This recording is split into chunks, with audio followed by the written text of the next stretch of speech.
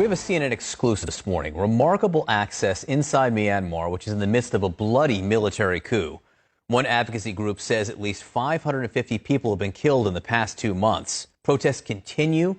They did throughout the weekend, which security officials have been responding to with this brutal crackdown, detaining thousands. At least 11 people were arrested Friday, minutes after being interviewed by CNN.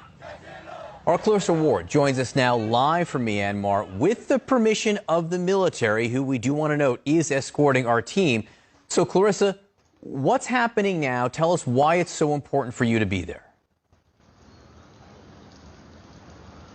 Well, as you said, John, 2 months ago, a democratically elected government was overthrown by the military in a coup after the military suffered what can only be described as a humiliating defeat in the elections back in November. That coup has given rise to an enormous protest movement that has swelled across the country. Put simply, the military does not have the support of the people of Myanmar. And as those protests have swelled and people have become more angered about this coup, so too has the violent oppression of that protest movement by the military. As you said, hundreds have been killed, among them dozens of children. We wanted to come here to report on the ground because, simply put, John, no other journalists, international journalists, have been allowed into Myanmar since this coup happened. Now, we came with permission from the military, with all of the complications that entails, but we still felt that it was of vital importance to come here ourselves, to see what was happening, and to confront the people responsible for the violence. And so, Clarissa, I mean, I know all of this is delicate, but since you're under the auspices of the military, are you able to report freely? We had been assured prior to coming here that we would have independence and freedom of movement. We wanted to stay in a hotel in Yangon. That was not allowed. We're staying instead in this military compound. It's completely walled off. We cannot come in and out and move freely. On our first day, we were moving around with a convoy of 6 trucks full of soldiers. In addition to that, we have many minders following our every move. Whenever we do have the opportunity to be on the street, which is very rarely, Allison, our minders are constantly filming everything with their cell phones, making notes, making phone calls, taking records of every single person we talk to and every single movement we make. So it has not been without its challenges, Allison. Well, they're taking pictures and they're taking names, apparently, Clarissa. So tell us about the people who've been detained after speaking with you. So this was a very distressing incident, John. On one day, we were finally allowed to go to a public space, to an open market.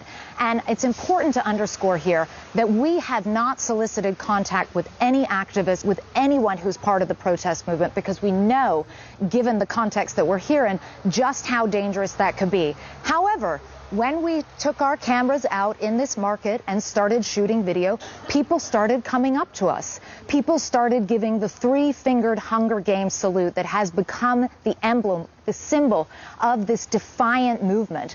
And they came up and started telling us their stories. They told us they were frightened. They told us there is no peace there.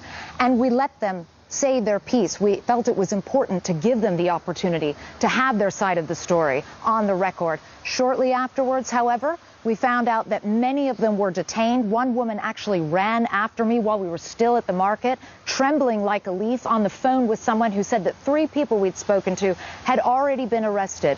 We had the opportunity, however, to sit down with Myanmar's senior military leadership, the government spokesman himself, and we asked him why on earth these people had been arrested, and we urged him to release them. Take a listen. We went to a market in Yangon, and a lot of people approached us because they wanted to talk to us. They wanted to tell their side of the story. We subsequently found out that at least 5 of them were arrested. We have verified this independently. We have seen photographic evidence in some cases to confirm this. Can you please explain why you would be arresting people for talking to us? What possible crime did these people commit? They haven't committed any crime. We saw it on the news yesterday, and I asked how many were arrested. 11 got arrested. The security forces were worried that they would provoke others and start the protest in the market, and that is why they got arrested. However, the government is arranging to release them as soon as possible. We are now very relieved to be able to confirm that at least 8 of those 11 people, and all 8 that CNN knew about, have now been released. And that is really, truly great news. But still, this just gives you such an idea of the situation that these people are confronting here. They can't even say on camera that they're frightened, that they want a better future, that they want democracy without being arrested. That's how threatened the military is by these people and by this enormously popular protest movement. John, Allison? So Clarissa, why does the military want you there, or why have they agreed to allow CNN to be there if they're just going to arrest everybody that you talk to? The military wants to get its side of the story on the record, too, and that's important, and we gave them the opportunity to do that. They see the protest movement as being violent, as being dangerous, as being disruptive to the economy. They say that if people allow the process to play out, that there will be elections again within the next 2 years. They paraded a series of victims before us who told us stories about being threatened by the protesters, humiliated by the protesters. They took us to buildings that they said had been vandalized by the protesters. But when it comes to the idea of this 2-year process before which there will be elections, you can understand why very few people here have any faith in that. There were democratically held elections back in November. There were independent observers who attended those elections who did not make note of any egregious fraud or anything of that nature. And yet still the military intercepted and this coup took place. So very few people here actually believe them when they say that there will be another chance at elections. And after more than half a century of repressive military rule, simply put, they're not willing to give up. They're not willing to let go of the hard-won freedoms that they have enjoyed in the last decade.